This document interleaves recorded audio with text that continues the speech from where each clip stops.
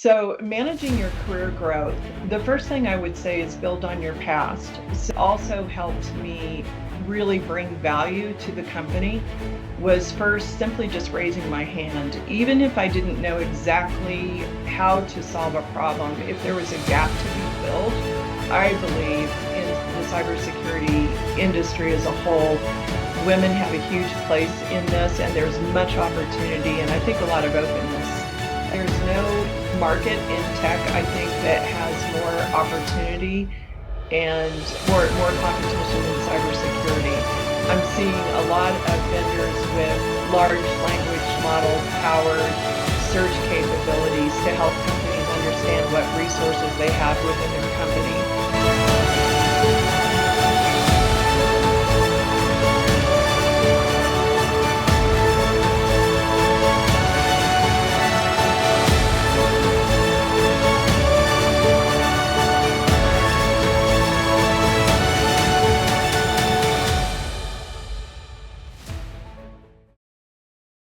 Hello, everyone, and welcome to this session, Empowered Women in Cybersecurity.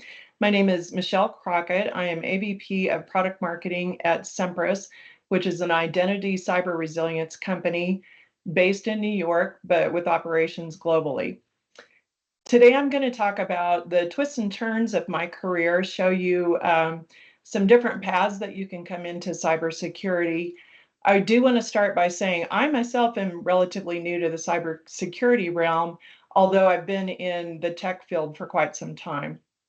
So we'll just take a walk through my trajectory so far. So back in the day, I started with a magazine journalism degree and quickly found that I was drawn to technical information as well. So I spent some time as a technical writer with the Environmental Protection Agency and some other agencies and really became drawn to science writing. Coming back to the Midwest where my family was, there were a number of IT magazines in the area. And I got a toehold into that group, and it was one of the most foundational moves of my career, I would say. It was back when Microsoft was really making a mark with Windows NT and Windows Windows Server. And I fell in with a company that created magazines for technical practitioners. I was one of the launch team members for SQL Server magazine. And again, just really felt drawn to that technical information. Within the magazine group, we started a subgroup called Marketing Services, and I had a huge part in the content services division of that. So what we discovered is companies like Microsoft and HP and Commvault and many other tech companies at the time really needed help in reaching their core audience, which was the core audience of the magazines that I was helping edit.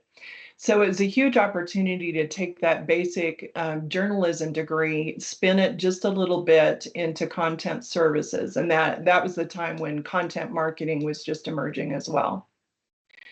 From there, I went to database product marketing, and I'll talk a little bit more about how I got into that. But it was a pretty, in some ways, an easy pivot and also a challenging pivot from going from content marketing, content services marketing to product marketing. So I'll explain a little bit more about that. And then 4 years ago, I joined Semperis as their first product marketing person. And Semperis is a cybersecurity firm that focuses on Active Directory and identity resilience. So we'll talk more about that.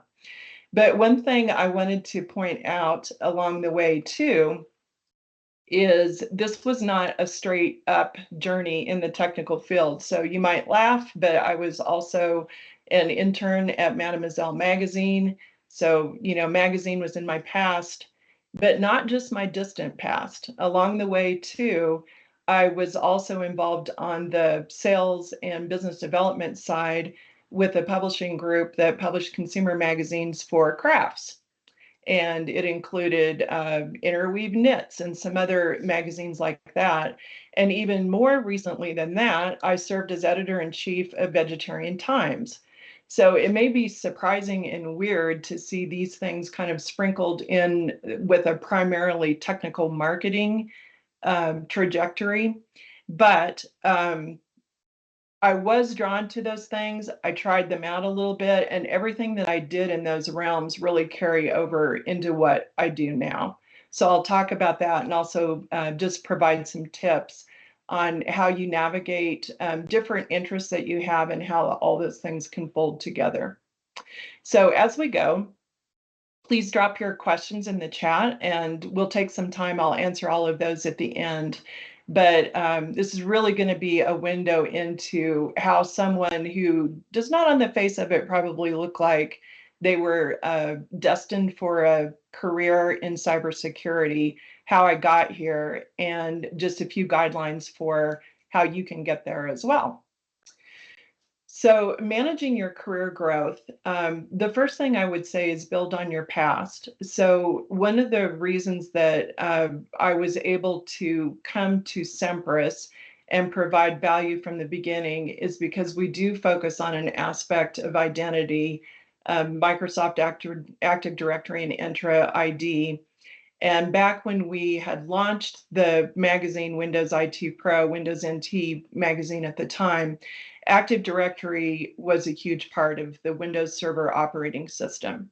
So one of the things that's said over and over, because AD is such an attack target, is it's almost a quarter of a century old. And it was built at a time when cybersecurity wasn't a top of mind for most tech vendors. That was something that really was looming in the future, but wasn't really part of the daily conversation.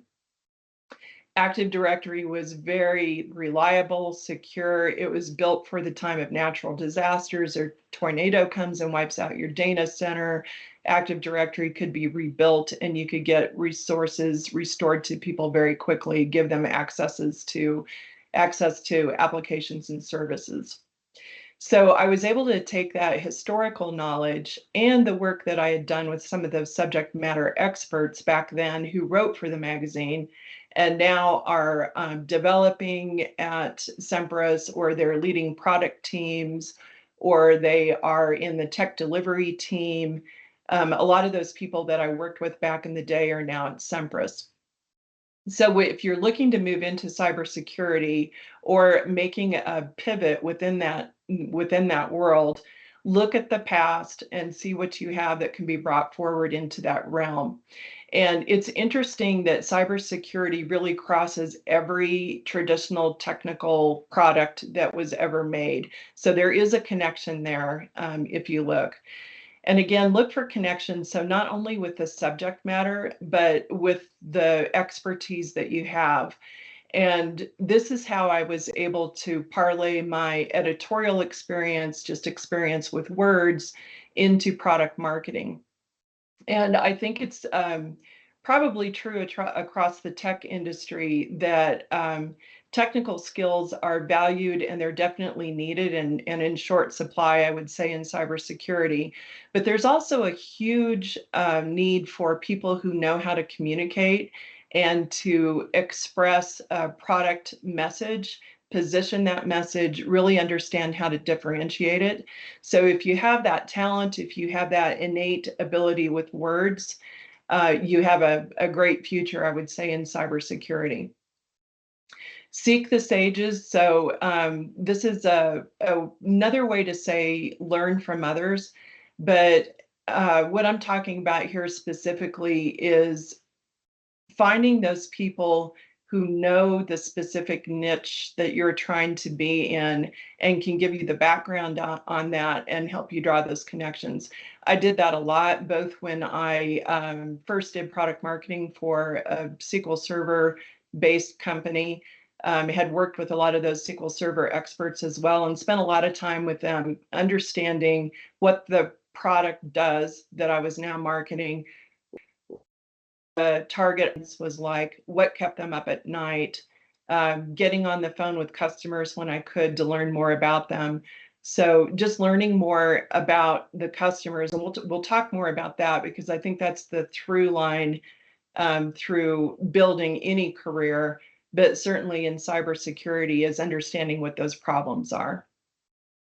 And then finally, look for the gaps. In both of the companies where I started as the first product marketing person, the actual immediate need was content marketing. So one of the core pieces of a product marketing job is amassing all of this content, data sheets and white papers and reports, and just ways to help your audience understand the problem that you're trying to solve and creating content that speaks to them. Having spent years, editing articles, building editorial calendars for exactly this audience, IT people, database people, security people, I knew how to build out a content plan and execute that within this, both the database realm and now the identity realm. So always look for those connections in what you have done in the past and how you can apply that to the situation that you're moving into or that you want to move into. As far as leadership and visibility, I would say from the time that I started uh, my career, I would say the three things that really helped me not only move into positions that I thought were interesting, but also helped me really bring value to the company was first simply just raising my hand. Even if I didn't know exactly how to solve a problem, if there was a gap to be filled, I would raise my hand and see if, in the best of my abilities, I could help do that. For example, when I joined Century One, the database company, they didn't have a product marketing function, and I had researched that. I knew what I could contribute to it. I knew what my gaps were. Did a lot of research to understand how a product is brought to market, what the go-to-market process is, and really took it upon myself to bring together the cross-functional group that is needed at any company to get a product out the door, put some rhyme and reason to that, do some spreadsheets and some timelines, making sure that even the most minuscule things like, do we have a SKU defined for this product? Do we know what customer success is supposed to do once it gets out in the market? Is support ready for it? And just raising my hand, even though I didn't have all of the answers yet, being able to lead that effort and helping people come together. Another example was we had acquired a company, we had some products that really needed to be consolidated, and I led the effort to figure out how to basically do product rationalization, figure out what products are we going to keep, which products are we going to sunset, and how do we do that in a way that is graceful and satisfying to the customer, and it's a seamless transition from one to the other. So the second thing I have on here is figure it out, and that is it kind of goes with raising your hand, but there's a tendency, I think, for for people who are coming into a new space or a new company to think that everything has been figured out. And if you just do something, you're doing it wrong and you need permission from somebody. I urge you to resist that urge to look to somebody else for the proper way to do it. If you see a gap, my recommendation is just figure out how to get that gap closed.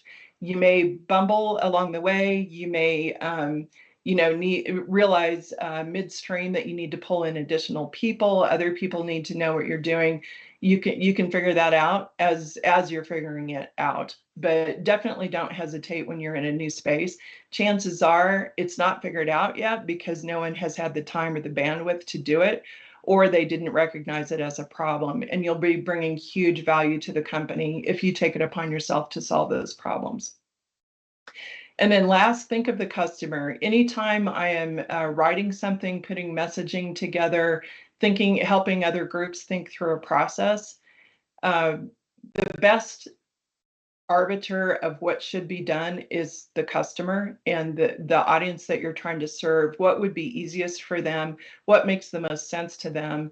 What are the words that they use when they talk about a problem? And if you really dive into that, that will be your good North Star. And that will also help you get out of the rut of doing it like the company has already always done it, or another potential pitfall is bringing in thoughts or motions or automatic steps that you took in your old job. That can really guard against that.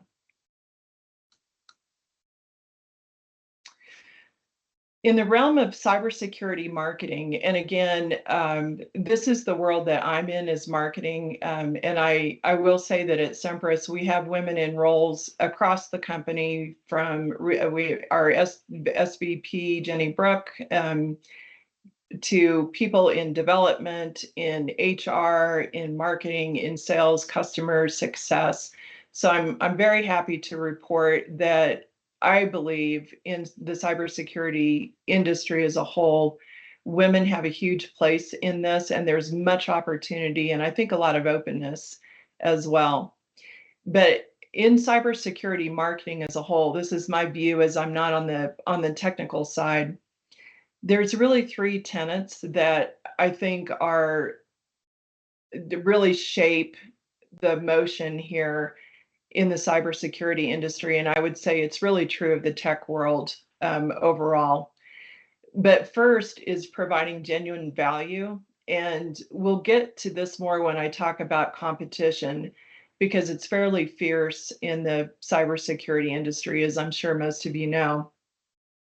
So really getting at the differentiator that your product does, and then also as you're navigating your career, what is the genuine value that you're bringing to this realm? And sometimes I know some people in our organization, they not only have the cybersecurity layer, but they also maybe came from a specific vertical market. So they really understand cybersecurity in the financial industry, for example, or transportation, or critical infrastructure, oil and gas, things like that. I think all of those layers really help round out what is needed by customers in those markets and make you a very valuable kind of emissary from that world to this new world. Second is true expertise. So I don't mean that you need to come to each position knowing everything about the position and having done those things for 15 or 20 years, but understanding where in the company the expertise lies on different topics. So I work very, very closely with subject matter experts across the company. We're very fortunate to have a lot of Microsoft MVPs at the company. In fact, we just brought on Alex Weinert, who was VP of Identity Security at Microsoft. We have lots of people who ran consultancies, did incident response in the AD world.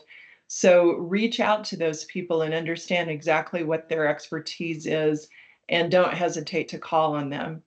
And then on your own behalf, understand what you bring to the program and what truly makes you an expert. In my case, I feel like my writing ability, my ability to do messaging is my strongest suit. And I seek out other people who are great at, for example, we've got a fantastic design manager. We've got people who do great work with videos, for example. And then finally, the proven problem solving. So cybersecurity industry is at its core solving one of the most pernicious problems that we have in the world today, which is cybercrime.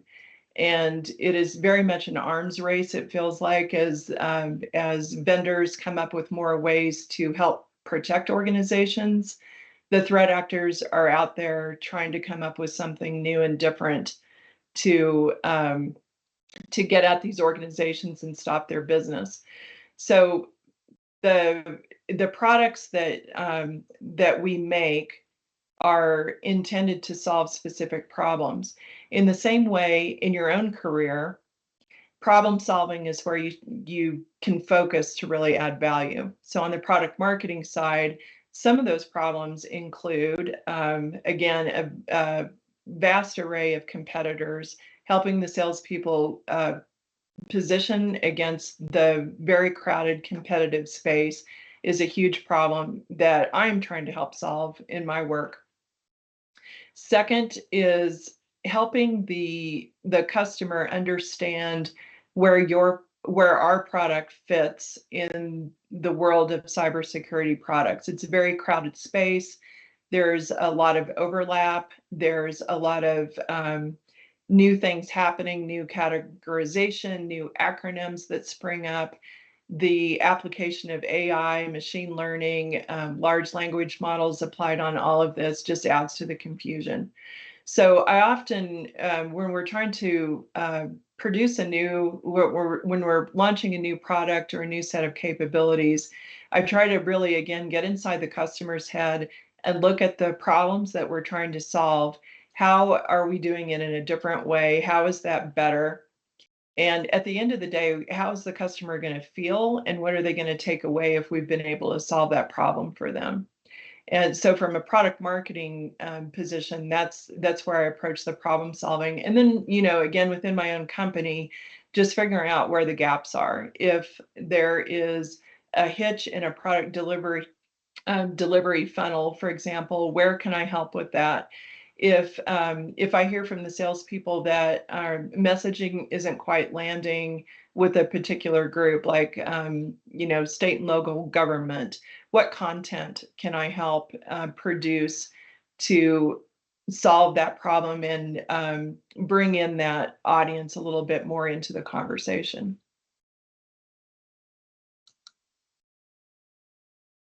So overcoming challenges, again, this is specific to cybersecurity and a little bit to marketing, but I think it probably could extend to other disciplines within the company as well, no matter where you're at in the organization.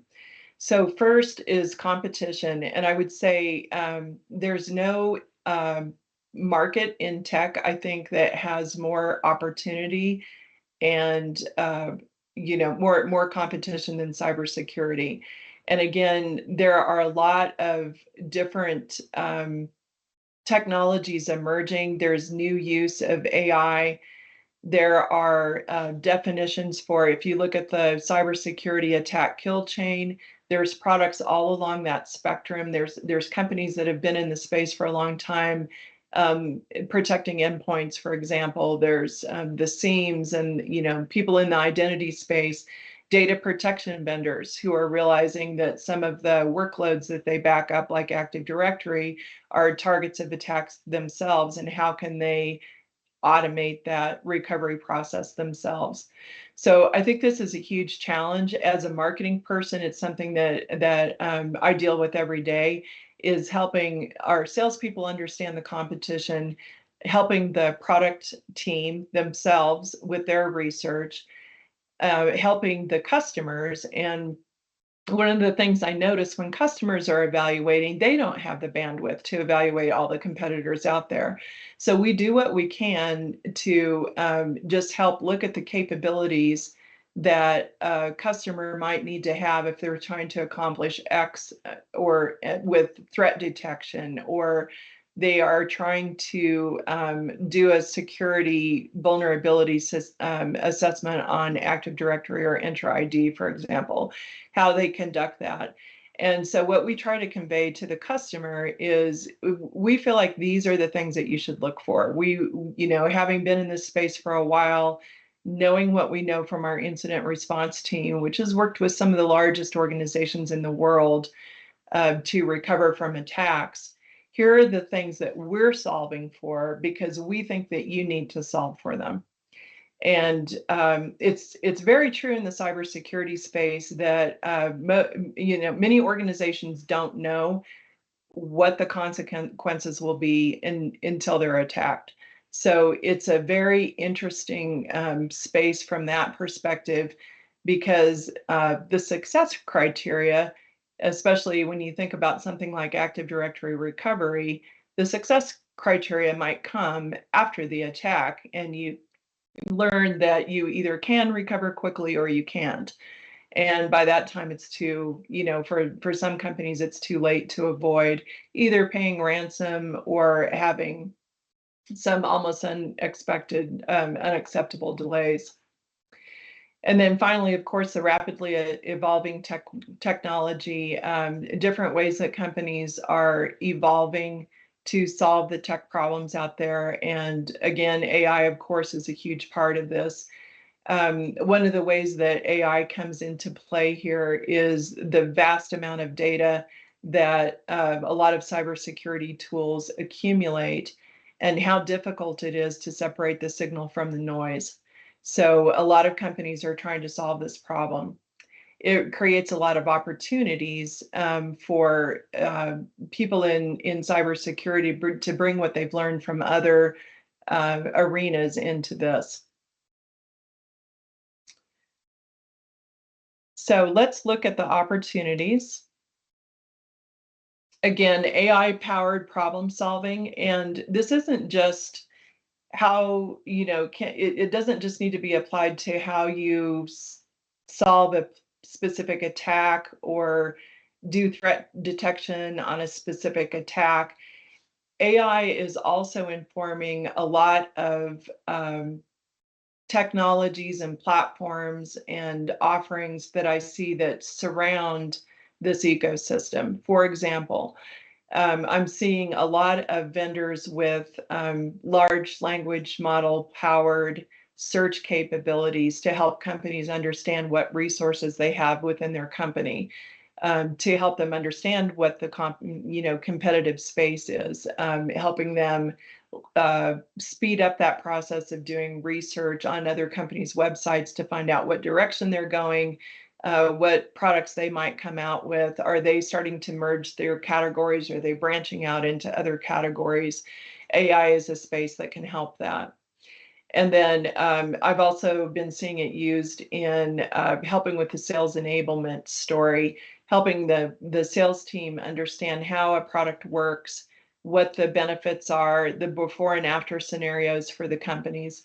So I think there's a lot of opportunities in those surrounding technologies that help the cybersecurity vendors do better at what they do.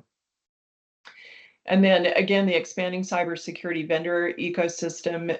When we started Semperis back in 2015, there really was no other company that was automating the AD recovery process in the same way that we did, including doing some of the cleanup work that IT teams would have to do, rebuilding the global catalog, things like that. There are more technologies coming along with different approaches all the time.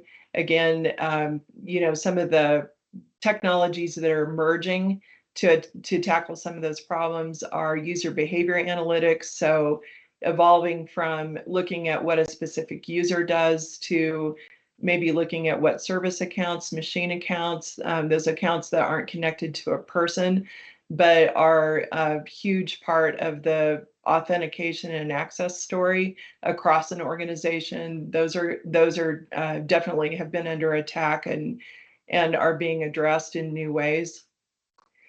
The threat detection itself, understanding how threat actors are actually getting into systems, escalating privileges, the security vulnerabilities themselves, and understanding how organizations can close some of those gaps so that they're less secure, or so that they're less vulnerable to those attacks. And then finally, if in the worst case scenario, the ability to recover an identity system or other systems, network systems that the company would need to actually continue business. So there's a lot of opportunity. There's a lot of new technology coming out. And I think any experience that you have with a previous vendor in a previous space can definitely transfer over to the new opportunities. And then finally, the geo and vertical differentiators. For every, every country has different things that they're dealing with, especially on the compliance front.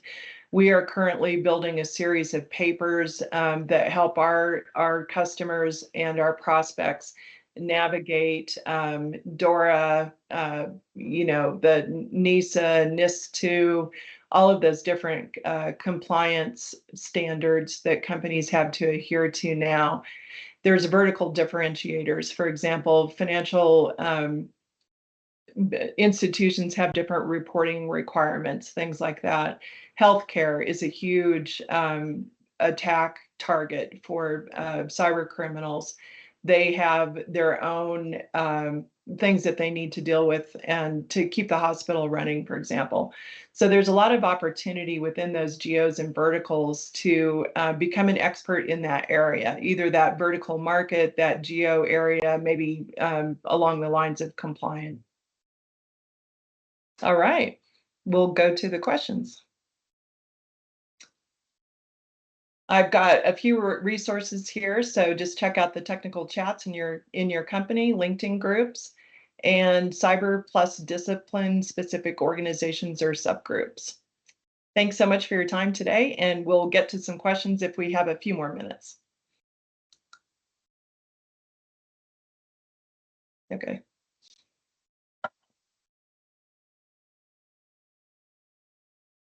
All right. Thank you so much. I appreciate your time. And you can go to Semperis Career Opportunities to check out the careers at Semperis. We definitely have a lot of positions that are open.